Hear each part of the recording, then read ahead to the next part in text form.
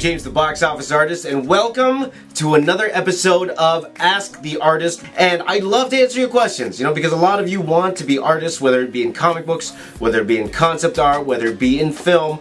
And I do like teaching, and I do love answering questions. So today we have a very, very interesting question. It was from the video I had 2 weeks ago when I talked about the salary of a comic book artist. And this question is from Fadu Art. Is it normal for comic artists to be working in more than one title monthly? Also, one title would be around 20 to 25 pages per issue monthly, right? That's a very, very interesting question. In fact, I decided to take this question and kind of expand upon it because a lot of people want to become a comic book artist, a lot of people want to work in comic book art, but they don't know exactly how it works or the life of an actual comic book artist. So I'm going to tell you guys how my experience was working full-time in comic books. And I can tell you right off the bat, it's not the most glamorous job out in the world. It's not the easiest job in the world. In fact, it's really one of the hardest. Drawing comics is a lot of work, and when you have a job, you could be spending 10, 12, 14 hours a day, if not more, at the drawing table, drawing not just 5 days a week, but sometimes even 7 days a week. The hard part is not actually the drawing itself. It's not actually the storytelling itself. The hardest part is finding a job. Finding a job. And all of you struggling to find a job right now who've never broken into comics, I'll tell you, once you break in, it's just as bad trying to find a job afterwards. You see, because it's a grind. And to be honest, this is really how it is. If you are lucky enough to find a job, while you're working on that job, you are looking for more work. Half of your work week is actually looking for work. Because that's how it is. When you get a job at a particular place, just say Marvel, DC, Dark Horse, usually they'll bring you on for just one book and only have one book for you in mind. They only have one book. And then you're going to work your hardest, but you don't know. You just don't know if there's any more work after getting that one book. So while you are doing that one book, you are looking for work. And there are times you might find, even if they were happy with your work, maybe they just don't have anything after that, and they'll say maybe a little bit later on we'll get you some more work, and then you are stuck with a few months without work. Let me tell you how it is, and it's always like this for some reason, and a lot of artists I talk to who are around the same level as me. Now, I'm not talking about established artists. Once you are established, the work constantly comes, right? But when you are like starting out, first 3-4 years in comic books, 4 to 6 months of the year, you're probably not even working at all. Those 4-6 months, you are looking for work. You are calling editors, you are doing samples, you're sending them out. You couldn't get a job. It was very hard to find a job. But when the job did come, it seemed like all the jobs came at once. I literally had like 3 job offers, right, that came like literally days of each other. And here's the thing, when you are starting out, or even when you need money, you don't want to say no to anybody. It might mean I won't sleep at all. I'm going to take this other job because I don't know when the next job's coming.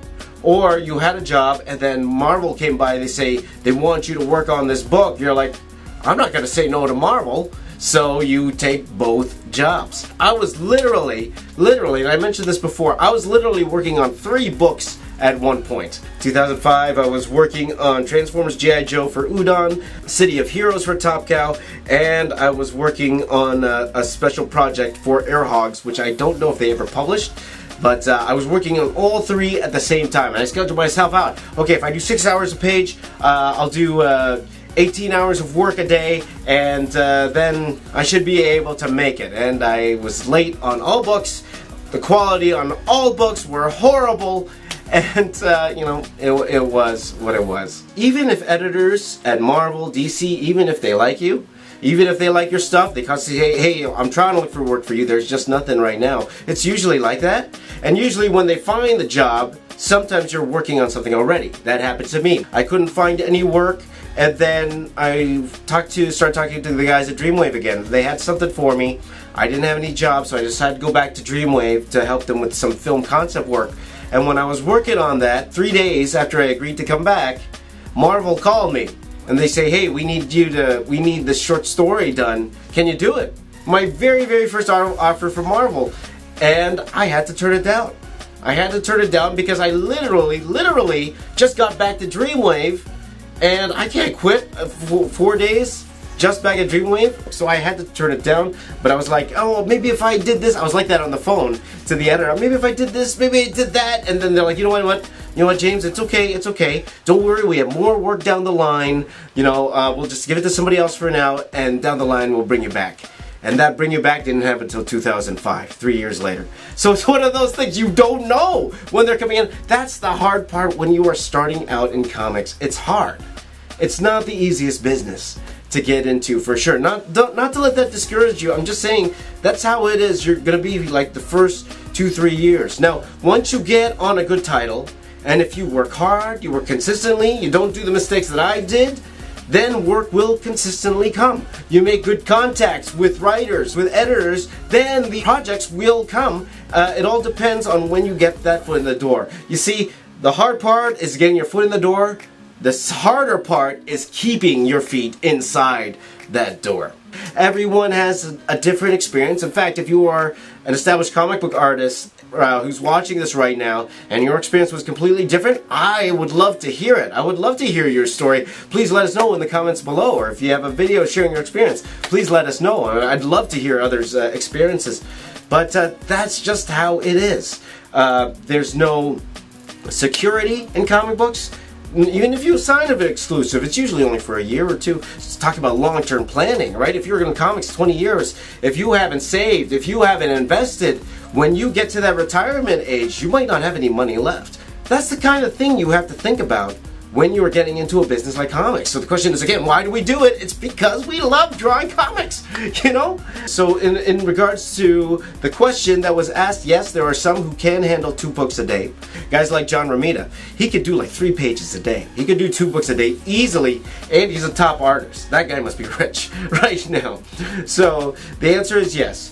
20 to 25 pages a month, that is the norm for a comic book. When we talk about the amount of pages, usually it's a page a day, but I'll tell you how a lot of comic book artists work. Like, first of all, you get the project, and then maybe the first week you're only gonna do like 3 pages, and they're gonna be the best pages of the book because you're all excited, putting all your effort in. 3 pages, then the next week maybe another 3, next week another 3, and then you leave like 15 pages till the end. How many's left? 11, 12, 13, 14 pages till the last week, and that's when you do 5 all-nighters in a row to get it done. Usually, artists, that's what we do. If you are able to do consistently 5-6 pages a week, you are doing yourself a favor. Now, I'll be honest with you guys, I got better. As time went on, I was able to schedule myself out properly, and that's how I was able to get more work in Marvel. When I was at Marvel, actually, the work was a lot more consistent when I was at Marvel. I had, for several months, I had consistent work at Marvel. It's just when I decided to go into a different field. That's what happened after that. So, and I will tell you guys that story a little bit later on. But that's a little glimpse into how I was working as a comic book artist, freelance as a comic book artist. So I hope that made sense. I hope my rambling made sense. I hope it was entertaining at least. But I had a lot of fun. At the same time, as hard as those months were when I wasn't working, when I did have work, I had a ton of fun. Actually working in comics, so it was great. So any questions you have about working in comics, please let me know below.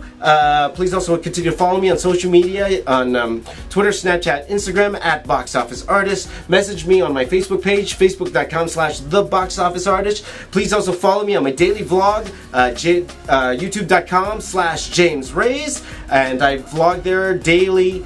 Maybe on the weekends I'll only do 1, or sometimes I get to both days, but we'll see. But every single day I'll have a vlog up, and I really do appreciate you guys coming along for the ride with me. Really means a lot to me. Thank you guys for watching. My name is James. I'm the Box Office Artist, and I'm here to say keep drawing, and I'll see you all tomorrow.